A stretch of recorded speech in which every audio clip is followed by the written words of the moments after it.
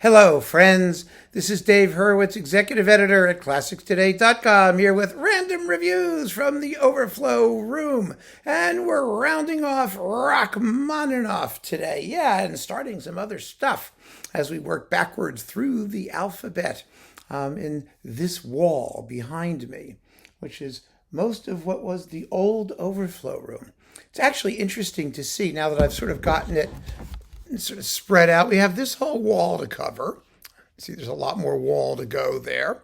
And then this back wall here, which is all sort of unsorted stuff here. I'll probably have to go through that too at some point.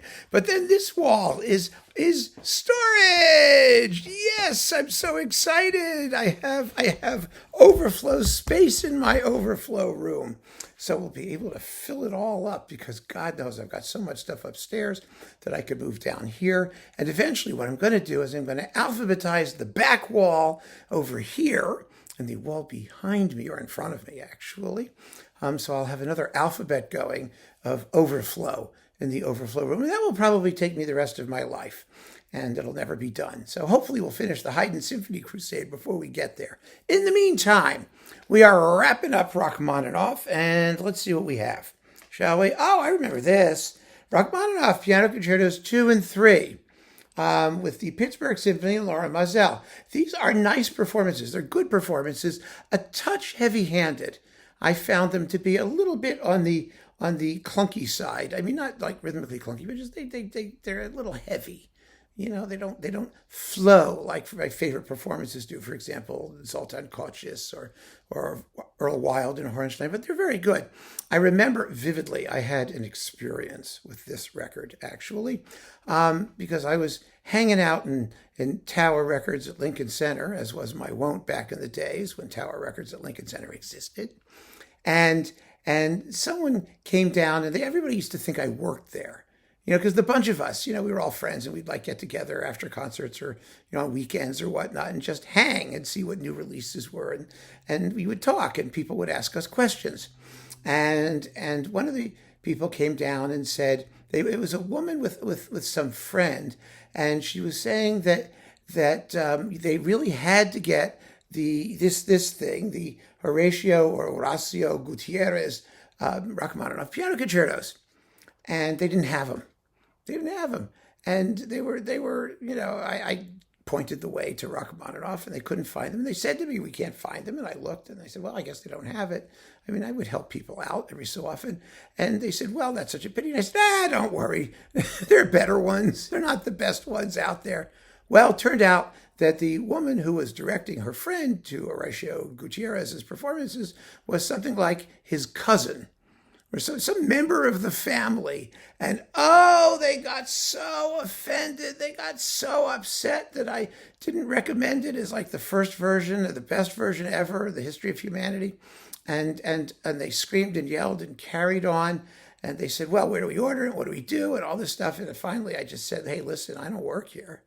And that was always my out, when people took offense to something I said or did. So, I don't work here anyway. And they said, you don't work here? Well, what are you doing giving us suggestions? I want to see the manager. Oh, they complained. It was a mess. Anyway, so that's that. But they're not bad. They're really not. They're just not like wonderfully wonderful. And this is Victor Oresco with the USSR Symphony Orchestra and Gennady Privatorov and the Leningrad Phil under Vladimir Ponkin in the Rhapsody, all the piano concerti. I like this cycle. I always did. I think Oresco is a very, very good pianist.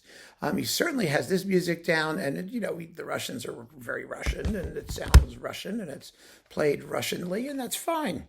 Then we have, let's see, what's this one? The classic Richter Wislotsky.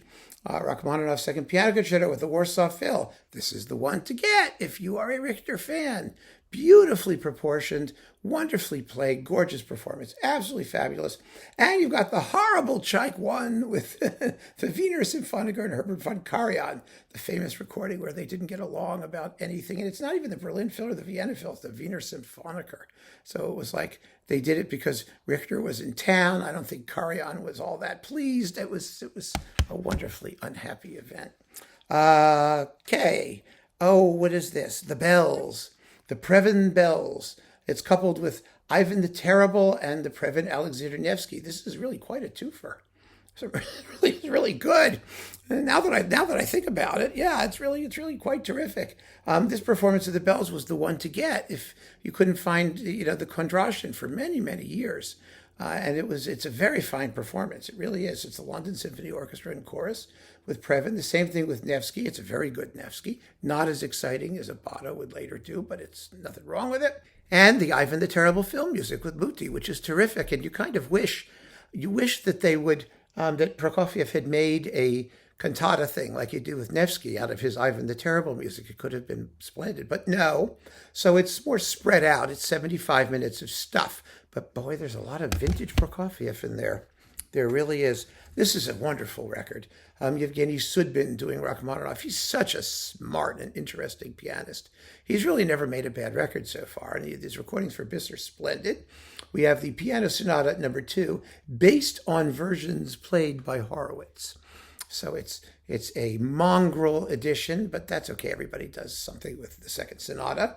The Chopin variations, a couple of song transcriptions, and Fritz Kreisler, transcribed by Rachmaninoff, Liebeslied and Liebesfreude. Really lovely recording. First class, intelligent, well-shaped.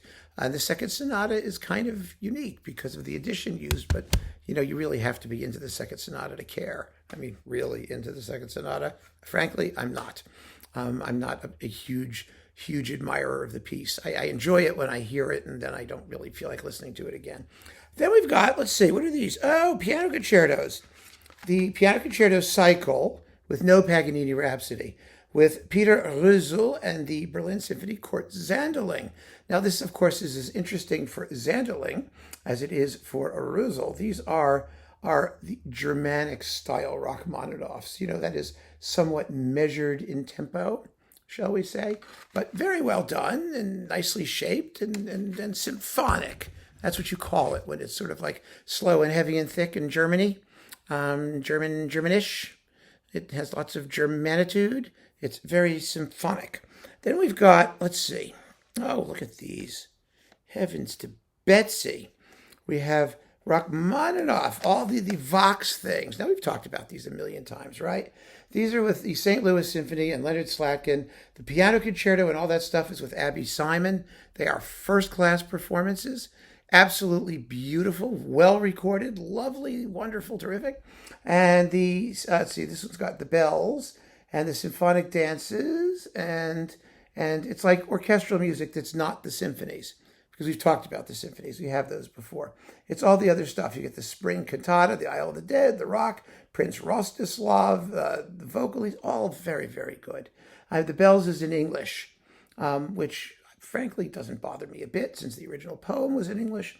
And the other side, the symphonic dances are wonderful. Those are the major works. So I saved these because, now Naxos has the stuff coming back at full price.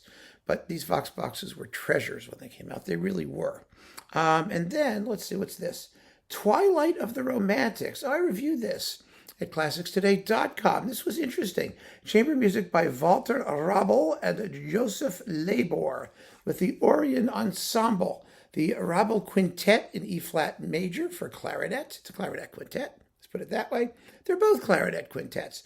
And they're interesting works. And they're on CD. And really, this was a fine disc of quite rare chamber music that you're not going to hear anywhere else. It was enjoyable to listen to, and I've played it a couple times since, which means I've come back to it. That's always a good sign. So yeah, so I have this filed under R for Rabl, R-A-B-L, because otherwise I never find it, ever. I'm putting it over here, not on this side, so that I refile it correctly. That's very important. And last but not least, in this pile of goodies, we have Henri Rabaud, 1873 to 1949. Maruf, Carpenter of Cairo, or whatever, Cobbler of Cairo. That's what he was, I think, a cobbler. This is the only piece that anyone cares about by good old Rabaud. He was a, fin de siècle, French romantic, sort of school of Massenet, Paris Conservatoire trained. He was not a Frankian. And this comic opera is is charming.